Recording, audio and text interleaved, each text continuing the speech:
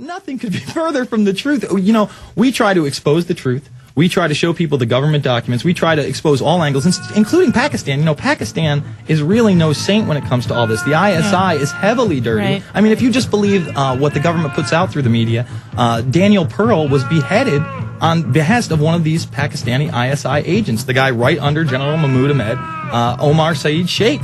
And that's literally never talked about. We'll be back after the break with Cindy Sheehan. The websites are prisonplanet.tv and Infowars.com.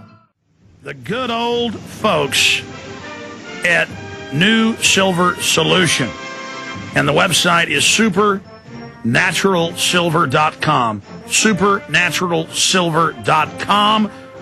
This is something that kills bacteria, viruses, you name it, well documented. They've got it down to a super small nano-sized particle. Supernaturalsilver.com. Check them out at Infowars.com.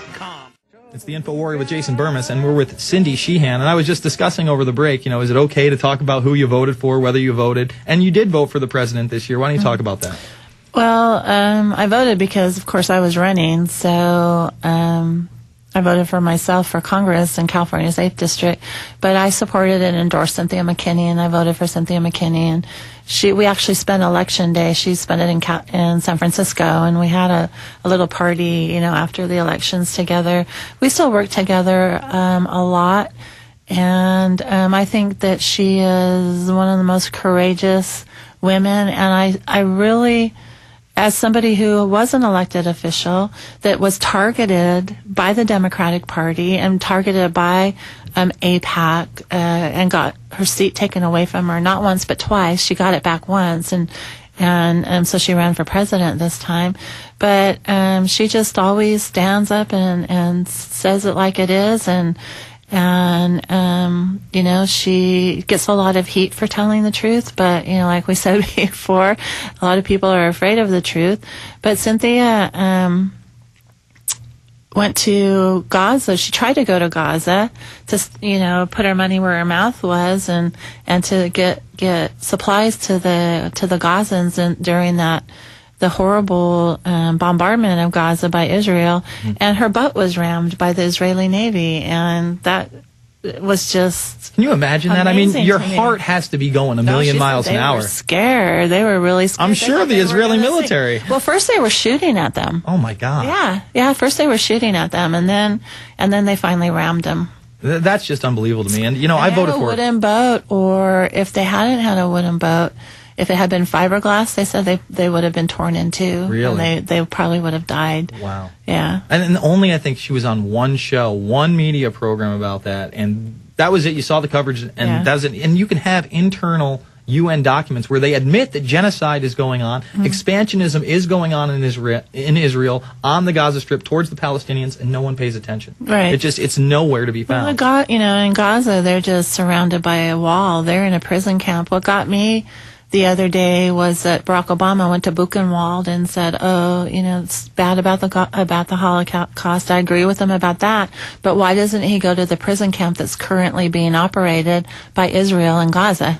Well, I mean, you look at Rahm Emanuel. He's a dual Israeli citizen. Right. He's talking about compulsory service for the youth, saying that we need to have this system. They're launching all this money into civilian youth corps. You see advertisements for City Year where they're showing you Gandhi, they're showing you Mother Teresa, Martin Luther King Jr., and then they're equating it with this change that Obama's bringing, really hijacking true heroes, in my opinion. Right. And it is crazy to me that somebody would latch onto that, throw on a red, white, and black jacket, get into a military-type formation, and think that that's freedom. Right. I mean, where are the youth going? Do you think we have a shot? If it's compulsory. I'm totally against compulsory service, and I'm for service. You know, I've devoted my life to serving humanity, but compulsory service is just very anti-democratic and very fascist, I think. Yeah, and they tried to pass that in the GIVE Act. By the time it got through the Senate, they had to take out that wording in the legislation. But they have H.R. 1444 right now, where they're going to go after it again. And they actually say in the documents, 1444, that they're going to try to get the baby boomer generation to also serve, and that everybody is going to have to serve in some capacity. I could not believe this. They're going to get, I think the baby boomers are 50 to 62. That's the age range. Probably, yeah. Yeah, around there. Should they really have to serve a government at this point? I mean, that sounds like total and complete insanity. I mean, will you be serving if that becomes a law? I do. I don't serve my government, but it seems like you serve the Constitution. My whole life is for service, and yeah. and it's to make people's lives better, and that's not what our government is about. And that's what my whole premise of the Myth America book is about. Where can people get Myth America? They can go to my website at cindysheehansoapbox.com. It's a PDF, so it's only available online, and if for a $10 donation to my soapbox, which is my internet chat show, and you can also listen to the archives of my show there. They can. I'll email them a PDF of Myth America, and it's doing very well, and people are very excited about the concept. It's about removing ourselves from the robber class system. I say that there's one divide in this country: the robber class and the robbed class. And so I don't think we can have full frontal attacks on the robber class. They know how to repel those very effectively, whether it's through just basic things of ignoring people, undermining people, demonizing people like they have me. They've done all those three things to me, or the police state oppressions that they're putting on us. And so it's to create our own, create community, create our own systems, voluntary systems, to work together to remove ourselves from the robber class, to undermine their system. Cindy Sheehan is the guest. TheInfoWarrior.com is the website. We'll be back after this. Go check out the blog right now to see Glenn Beck spewing his lies at TheInfoWarrior.com.